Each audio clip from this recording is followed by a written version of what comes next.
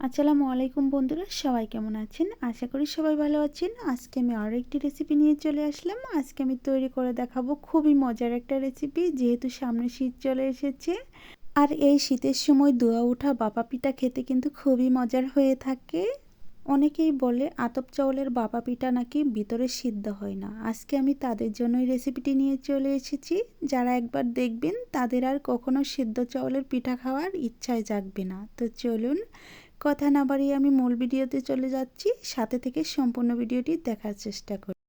পিঠা তৈরি করার জন্য বড় একটি মিক্সিং বোল নিয়েছি আর নিচ্ছি এখানে মেজারমেন্ট কাপ দিয়ে মেপে মেপে 6 কাপের মতো আতপ চাউলের গুঁড়ো।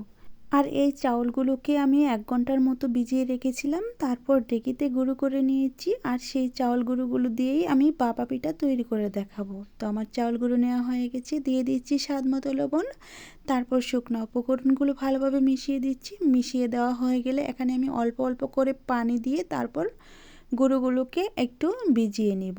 অবশ্যই আতপ চাউলের গুঁড়োতে একটু বেশি পানি ব্যবহার করার চেষ্টা করবেন, এতে করে পিঠাগুলো অনেকটা নরম তুলতুলে হবে আর ভিতরে অনেকটা জালি জালি ভাব চলে আসবে। দেখেন আমি একটু সময় নিয়ে মিশিয়ে নিচ্ছি, আপনারা একটু দেখেই বুঝে নেওয়ার চেষ্টা করবেন। আমি এখানে 3 থেকে 4 কাপের মতো পানি ব্যবহার করেছি। তারপর আমি এগুলোকে ঝরঝরে করে চেলে নেব। প্রায় আমার মাখানো হয়ে গেছে। এখন আমি একটু চেক করে দেখাই। দেখেন কীরকমভাবে মাখিয়ে নিয়েছি, একদম দলা পেকে গেছে। এখন আমি একটা শাকনাতে নিয়ে তারপরে এগুলোকে চেলে নেব। অবশ্যই একটু বড় ছিদ্রযুক্ত চালনা দিয়ে চেলে তারপর এগুলো ঝরঝরে করার চেষ্টা করবেন, এতে করে ভাপার দানাগুলো অনেকটাই সুন্দর হবে। আমি এরকম একটা ছাকনা নিয়ে নিচ্ছি আর এখানে অল্প অল্প করে চাউলের গুঁড়ো দিয়ে দিচ্ছি। আর চাউলের গুঁড়োগুলো কতটুকু ভিজিয়ে নিয়েছি আপনারা দেখে কিন্তু এখন ভালো করেই বুঝতে পারছেন। এইভাবে অবশ্যই ভিজিয়ে নেওয়ার চেষ্টা করবেন। তারপর হাত দিয়ে ডলে ডলে এগুলোকে আমি চেলে নিচ্ছি। আর একইভাবে সবগুলো চাউল গুঁড়ো আমি ভালোভাবে চেলে নিব। আর একটু ডলে ডলে চেলে নেওয়ার চেষ্টা করবেন, এতে করে দানাগুলো ভালো হবে। তো আমার সম্পূর্ণ চেলে নেওয়া প্রায় হয়ে গেছে। আর আমি তার সাথে বলছি রেসিপিটি সম্পূর্ণ দেখার চেষ্টা করবেন, তাহলে আপনাদের পিঠাগুলো একদম সুন্দর একটা পিঠা হয়ে যাবে। তো অবশেষে আমি চেলে নিয়েছি, এখন আমি এটাকে সরিয়ে রাখছি। এখন একটু দেখিয়ে দিচ্ছি কত সুন্দর হয়েছে ঝরঝরে। এখন কিন্তু একটা দানা অন্য আরেকটা দানার সাথে কিন্তু লাগছে না। এখন আমি এগুলোকে ভাপা তৈরি করে নেব। তার জন্য একটা ভাপার জন্য বাটি নিয়েছি। আপনারা যে কোনো সাইজে বাটির মধ্যে ভাপা তৈরি করে নিতে পারবেন। আমি এরকম মাটির একটা বাটি নিয়েছি আর এই বাটির মধ্যে আমি অল্প পরিমাণ করে চাউল গুঁড়ো দিয়ে দিচ্ছি। আর এগুলো ঠেসে ঠেসে চেপে চেপে ভরা যাবে না, এতে করে পিঠা হবে না। আলতো হাতে চেপে চেপে ভরে তারপর এর উপর আমি দিয়ে দিচ্ছি মিঠাই অথবা গুড়। আমি একটু বেশি করে দিচ্ছি, দেখতে সুন্দর লাগবে খুবই। দেখেন আমি কতটুকু করে দিয়ে দিচ্ছি। এখন আমি আবারও একটা চাউল গুঁড়ো দিয়ে প্রলেপ দিয়ে দিব, যাতে করে মিঠাইটা বাইরে না দেখা যায়।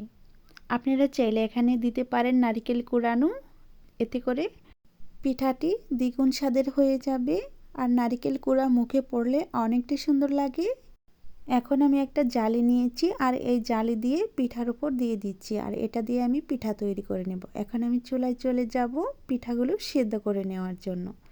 আমি চুলায় আগে থেকে একটা মাটির হাঁড়ি বসিয়ে দিয়েছি আর এর ভিতরে আমি এখন দিয়ে দিব পর্যাপ্ত পরিমাণে পানি। আপনারা চাইলে যে কোনো হাঁড়িতে পিঠা তৈরি করে নিতে পারেন। আর এখানে পর্যাপ্ত পরিমাণে পানি দেওয়ার কারণ যাতে করে পাতিলটি শুকিয়ে না যায়, তার জন্য আমি এখানে পানি দিয়ে দিচ্ছি। পানি দেওয়া হয়ে গেলে যখন পানিটা বলক চলে আসবে তখনই আমি ওপরে পিঠাগুলো দিয়ে দিব। তার সাথে বলে দিচ্ছি পাতিলে গায়ে যেন কোনো পানি না থাকে। এখন আমি একটু চুলাটা ধরিয়ে দিচ্ছি আর কিছুক্ষণ জাল করার পর পানি বলক চলে এসেছে।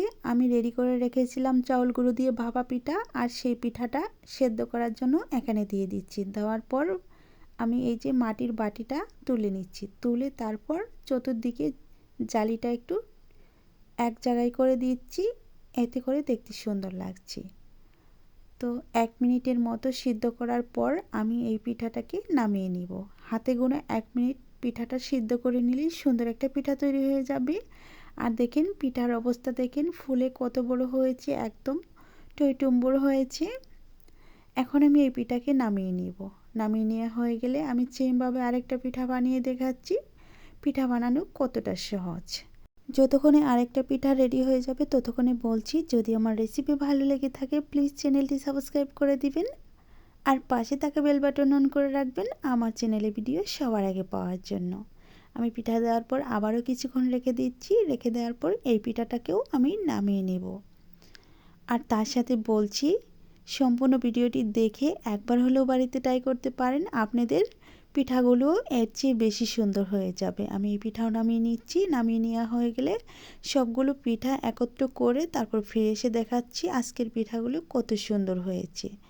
এখন দেখেন কতটা সুন্দর হয়েছে আর কতটা মজাদার হতে পারে দেখেই বুঝতে পারছেন। আতপ চাউলের গুঁড়ো দিয়ে পিঠা বানানো খুবই সহজ আর ঝামেলাটাও অনেকটাই কম। এইভাবে পিঠা বানিয়ে আপনারা পরিবারের সবার মন জয় করে নিতে পারবেন। আর এইভাবে গুড়, চিনি আর তার সাথে নারকেল কোড়া দিলে আরও অসম্ভব মজার হয়ে থাকবে। আমি কথা বলতে বলতে আবারও বলে যাচ্ছি, যদি আমার রেসিপি ভালো লেগে থাকে প্লিজ দয়া করে চ্যানেলটি সাবস্ক্রাইব করে দিবেন আর পাশে থাকা বেল বাটন অন করে রাখবেন আমার চ্যানেলে ভিডিও সবার আগে পাওয়ার জন্য। আর যারা এতক্ষণে চ্যানেলটি সাবস্ক্রাইব করে দিয়েছেন তাদেরকে অসংখ্য অসংখ্য ধন্যবাদ জানাচ্ছি।